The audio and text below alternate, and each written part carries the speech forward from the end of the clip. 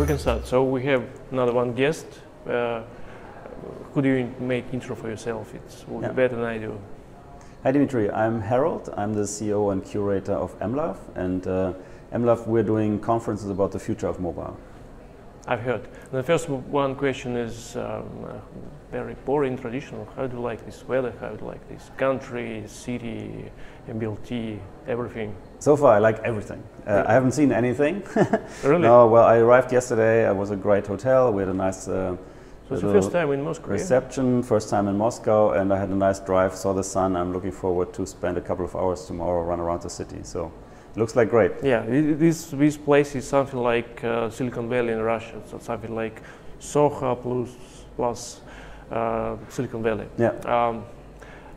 I've heard about your conferences, about your activities. Could you describe, please, entrepreneurs in Europe? Yeah. Because somebody says in Russia, if I could talk about myself, I know few about entrepreneurship in Europe. We know much about Silicon Valley or something like this, maybe about Asia, Singapore, a few about Europe. Okay. Well, I think in a way we are all in the same boat. Everybody likes Silicon Valley. We see all the great stories and the success stories and the billionaires being made. And I think a lot of it is obviously has to do with finance and the special, let's say, climate, right? Yes. But on the other hand, I think we have great ideas in Europe as well. You know, we have it in Moscow, in Asia. They're great entrepreneurs. I think we are very good in, let's say, the technology part. I think we can build great things. We're great in research. Maybe we're lacking sometimes the marketing and sometimes especially the finance. So if you have a great idea in Europe somewhere, you might have to wait or let's say back for 3 months to get 20,000, and in the valley, you know, after 3 months you have maybe already 2 million or so. I think there's a big difference, and that is right now to our own disadvantage. But hopefully the EU is having a couple of programs where they help the VC community with tax regulations and so on, and also research grants or some funding to help stimulate more the startup economy. But the energy is there, the passion is there. You know, Berlin right now is a really big hub. That's why our conference also south of Berlin. And but it's a little bit off. So it's in a castle, and it's you spend a lot of time with friends. Yeah, I've heard it's looking great, and the conference is great. Do you think we'll speak about it a little bit later because it's a very interesting thing for me. But do you think great startups can born in Europe, like in Valley, for instance? I mean, massively, not only 2 or 3 years. Well, I think, I mean, we have good examples. Right now, Sweden is great with Spotify, SoundCloud. Yes. Swedish people coming to Berlin, getting money for even from Silicon Valley, from Kleiner Perkins, big money. So I think with the right idea and obviously some access to great investors or angels, I think we're on the right track. You know, Yandex is a great big company, obviously more successful within Russia and not really throughout Europe. But you know, when I think people have to decide whether they want to be the #1 in their own country, in their language, and so on, or if you go global. I think right now you have to go global right away, but that means also you are in a bigger competition. You have to, you know, you can be the best person in France or best person or the best company in Germany or Russia, and that might be great for living, but you will not be sort of the category killer, and then you're always somebody can come and kill you or be better than you. But it's a race. I mean, that's what the whole startup and especially in the tech world is all about. You have to be better and always push for the next best idea. Because it would be great if great startups, great technical companies will be based on Europe, not only in Valley, because it's something strange because we lose good startups. It's not normal for me. What are the main trends in, entrepreneurship in Europe? What do they think about right now? Well, I think, let's say online started obviously a long time ago, and there's a big saturation and a lot of people company buying each other and so on. So that's sort of a a big market, but you have to fight to get the new innovation in there. Then we had seen mobile, a lot of innovation, but I think that's also even tougher maybe, because I mean the app model is like music business. You either have a hit and a one-hit wonder, or it's a lot of singer-songwriters who play for 20 people, and some of them make a living even with a small audience. That's great. But if you really want to go beyond and really hit and be the next U2 or Elvis or something like that, then it's hard to get to that stage in the app store and app business. And I think now people are really excited about the Internet of Things, because that is sort of where the mobile, in a way, as our remote control to our lives, is now controlling everything. I mean, you click on a button and the Uber car comes, or the Yandex equivalent here, or My Taxi in Germany. And so the mobile is still sort of the centerpiece, but now there's magic happening with all this enterprise stuff. In the end, a car comes, and that's, I think, what people expect. I think there's a lot of enthusiasm about that. What can you connect all these sensors, wearables, Internet of Things, quantified self, fitness programs, and how do we change, lighting or heating? So there's a lot of, I think, innovation there, and there's a new race, I think, starting, and new opportunities for new companies. Connected world. Connected world, yes. Something like this. And how could you describe VC climate in Europe? Are the great deals real? Could we imagine that somebody get, for instance, 300 billions, for instance, or like this? Is it possible in Europe, in Germany? Well, maybe not 300 billion, but 300 million. That's quite possible. I mean, there's a rumor that, or there was a rumor that Twitter buying SoundCloud that would be a big exit. Something which Berlin would really like to have. Every city would like to have that in Europe. Yes. I think Israel is a big innovation hub. There's a lot of companies coming from there. Waze, which was bought by Google. But Israeli startups are going on Valley. Yes, they have a great connection, and you have to go and make your relationship, because then if you know some people over there and potential buyers, and hopefully, I think if you have to make a choice, if you get your first angel investors and maybe the first investors in your company, wherever you are, whether in Paris, Moscow, or Berlin, or Hamburg, then I think you have to choose the people who are also very much connected international.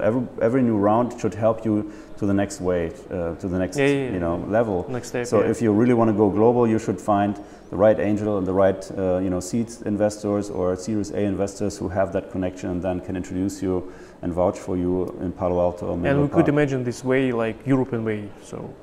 Yeah, I mean, not only American. I think. I understand. And I think the more exits we have, the more angels are now putting back money in. So there's a couple of angel investors in London, or who have now their VC fund, like Stefan Glenzer, who had a e-commerce exit, and with Last.fm, with CBS, and so on. So these people are now investing. Same Lars Hinrichs in Hamburg with Zing, and I think there's more. The more exits we can generate within Europe, the more people will also refund or reinvest in their own country or in that region.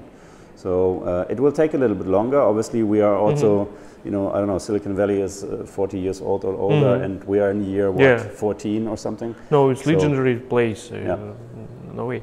And how good is Berlin for startups, for foreign startups? I think Berlin has a very amazing situation, or unique, because first of all, well, it's a big city, so you find everything you like, from creative arts and culture and so on, but also it's becoming much more international. So if you only speak English, you can buy your coffee, you can go shopping and so on. It's not a problem. A couple of years ago, Berlin people were very proud to say, if you don't speak German, then it's a problem. Right now, you basically can spend the whole day just speaking English, and nobody has a problem with that. So that is very good. Living cost is very low still. I mean, they increased over the couple of years. If you live there, you would say, oh no, the rent is rising, but it's still, compared to London and other metropolitan areas, it's really attractive. So I think if you are from, the eastern part, Everything not far from this place. I mean, Hamburg, London, Moscow, exactly. So I think it's a great base because VCs also like to go there. They are like, some are already skipping London and go, oh, let's check out Berlin and let's have meetings there.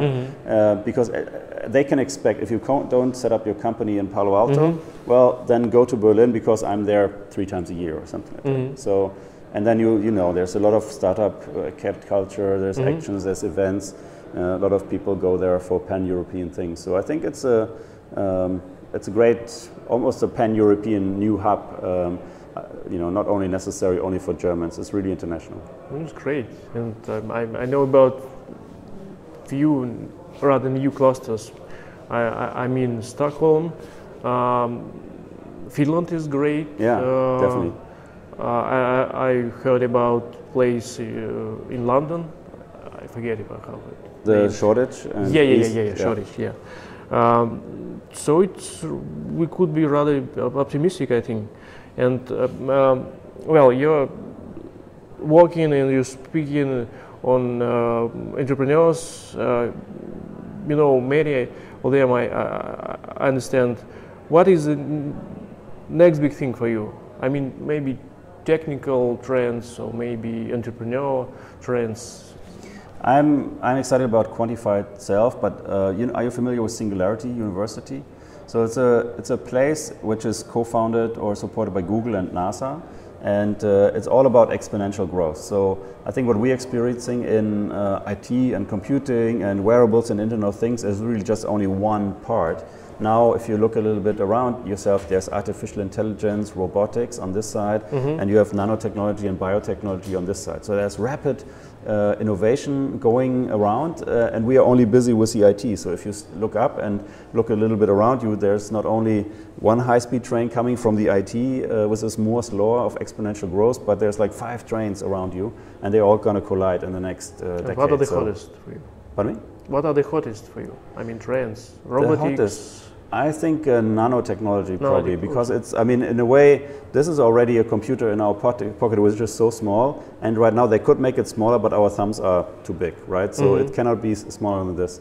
So in the next 5 years or so, as you know, with Google Glass or other things, yesterday a friend of mine, Kay, who is also a speaker, showed me a Japanese company which has now kind of Google Glass functionality, but it's in, you know, it looks like the same glass like this, so you cannot detect what the difference not is. Like a Google Glass. You're not exactly. So people will not notice, and then I think that's sort of the next step, where then it's easier. So the computer will go away. It will be on our body, on you know, a lot of sensors and so on, and you just do natural talk, which is right now still awkward if you are somewhere looking and so on and talking. But I think it will come. So again, everything about mobile, but with a biotech and nanotech, it will move closer to our body or inside our body even. And the last one question is, do you have maybe message for Russian entrepreneurs? Something like you have to say? Well, I think Russia is known for very good engineers and a lot of technology. So I think if you combine that with, you know, call some of your friends who have maybe either are living in the valley, or they live in Berlin, or they live in London, and maybe are on the marketing side, they speak great English, and they can put a great website together to promote the service, whatever you do. I think you have the best chances in the world. You have amazing technology, and you know, you have some of your friends, if they are educated in some of the good universities or Stanford, I mean, Sergey Brin, right? Russian descendant, or somehow not with very Russian.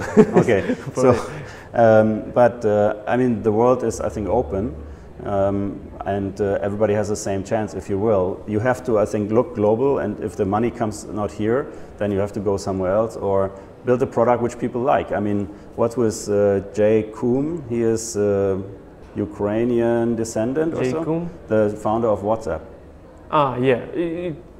Or some Eastern... he was a Ukrainian, yeah, but he was... so he, as I know, he didn't live in Ukraine. Okay, maybe he was born there, like, but his parents Sergey. Yeah, He's Russian, but he was never was a Russian.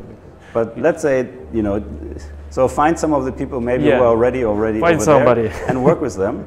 I think there's a great opportunity, especially with the technology brilliance you have in your country. So think big. Sounds great. So thank you very much. Okay. Have a good day. Thank you. Thank you.